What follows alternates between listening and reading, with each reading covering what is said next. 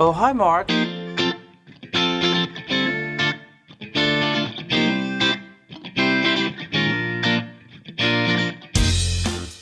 Hello and welcome to Intoxicated Masculinity. If it's Wednesday, we have a cocktail video coming at you. Today we are continuing on with our Amaro August.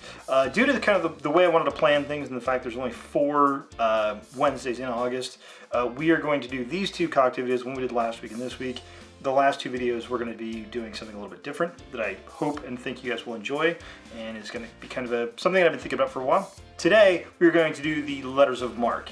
It was invented by Jerry Slater at H. Harper Station in Atlanta. I don't have a date for it, but it's just an interesting little Amaro cocktail that he invented. The letters of Marque apparently has to do with these letters that governments would give essentially pirates to be able to pirate legally, and I think that's kind of interesting.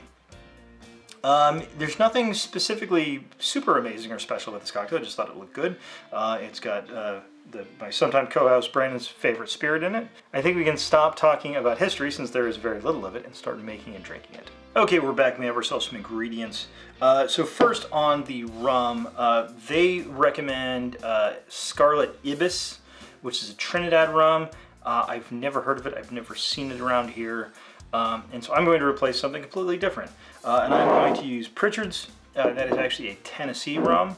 So Pritchard's is kind of the third little brother in Tennessee. For many years, they did not allow any distilling except for these 3, and that is Jack Daniel's, George Dickel, and then Pritchard.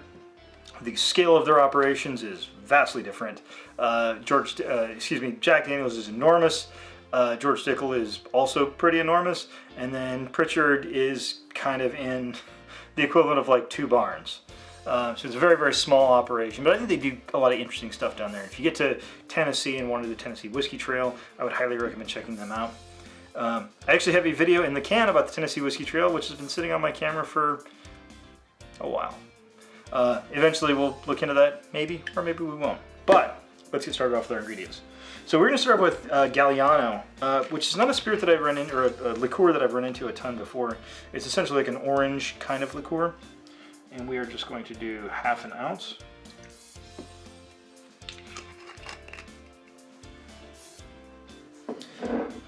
See, that was one of the things that got me with this. So we're using Galliano and we're using dry Curacao. And those are both orangey flavored liqueurs. I mean, not exactly the same. And Galliano is Italian. Anyway, we're going to be using 1/2 ounce of our dry Curacao as well.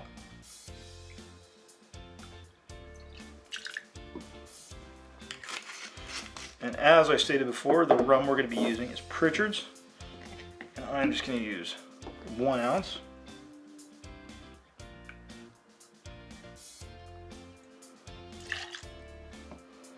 It's just got kind of a pot still, kind of aroma to it.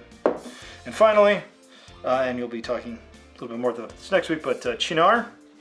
I'm actually using the Cynar 70. And we're going to toss in 1 ounce of that.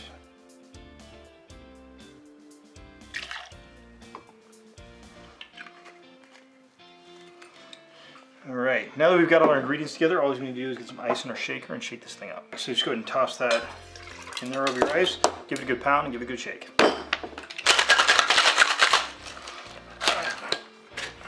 open that up. And again, we don't have any fruit juices or citrus juices in here, but I'm still going to go ahead and double strain that into our chilled kid glass.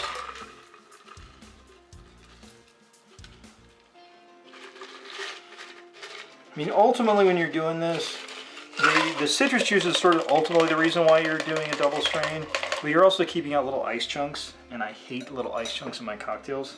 I think it looks bad. It just gives kind of a bad mouthfeel. And, very similar to last week, this is going to call for a flamed orange zest.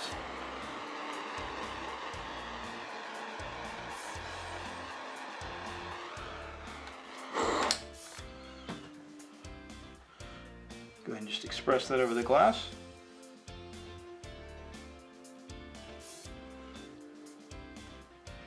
Toss it in, and there you have your letters of Marque. Let's give it a try.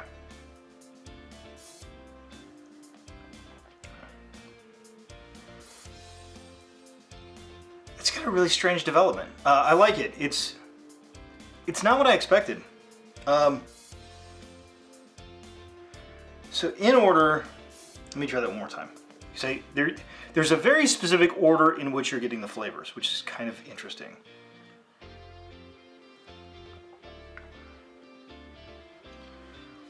So it is immediately orange, but not heavy orange, but that's the first sort of flavor you get.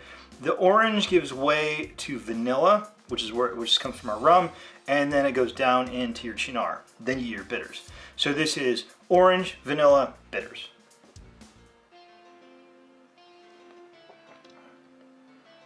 It's just like this very, very specific kind of, I don't know, a development that happens. Yeah, every sip, it's orange. So like orange, like imagine like an orange rind. Below that, you break into your vanilla, and then it descends into your bitters. That's really cool. I think that the development of that cocktail is sort of the most specific of maybe any cocktail I've ever had, because every sip is the same. Orange to vanilla, vanilla to bitters. Just very, and almost you can sort of mark the moment when you go from your orange to your vanilla, and then your vanilla is sort of down into your bitters.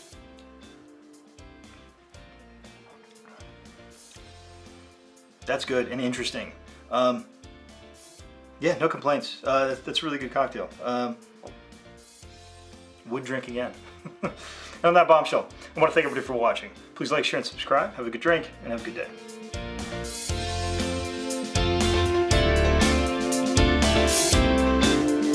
It's bullshit.